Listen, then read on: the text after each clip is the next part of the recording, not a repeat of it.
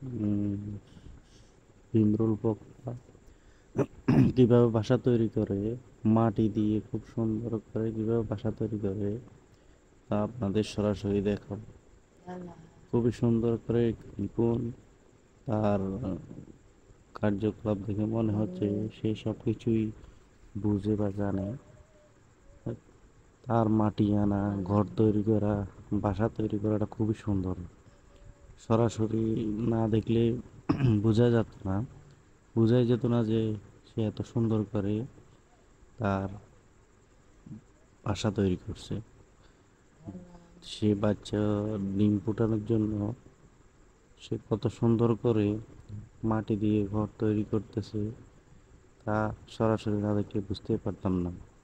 সরাসরি এই তার ঘর বানানো অনেক ধৈর্য ধরে ভিডিওটা তৈরি করা, শুরু থেকে শেষ পর্যন্ত অনেক অপেক্ষা করার পর তার ঘর তৈরি কার্যক্রমটা সম্পন্ন করেছে এবং ভিডিওটাও অনেক কষ্ট করে তৈরি করছি।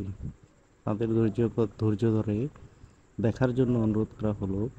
শেষ পর্যন্ত কত সুন্দর করে ভিমরুল পোকা ডিম পাড়ার জন্য বাসা তৈরি করছে।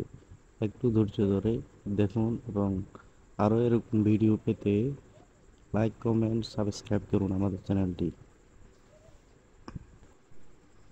তার বাসা বানানোর, ঘর বানানোর ধরন, মাটি আনার ধরন খুবই সুন্দর। গোল গোল আঠি বেঁধে সে মাটি এনে পুরো ঘরটাকে খুব সুন্দর করে তৈরি করছে। এই ঘর বানানোর দৃশ্য চোখে পড়ার মতো।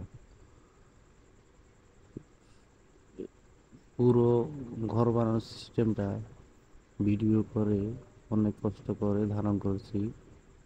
তো আপনারা দেখে সাবস্ক্রাইব করুন আরও নতুন নতুন ভিডিও পেতে, এবং শেষ পর্যন্ত দেখুন যে কি সুন্দর করে এই ভিমরুল পোকা তার মাটির ঘর তৈরি করছে। এত সুন্দর করে তৈরি করছে যেন কেউ এই ঘরটা তাকে বানিয়ে দিয়েছে।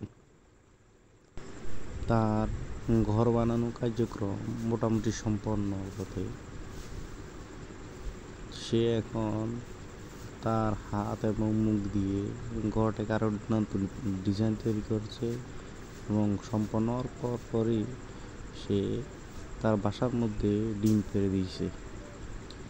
ডিম পেড়ে সে চলে গেল এবং কিছুদিন পরে এর মধ্যে বাচ্চা ফোটাবে।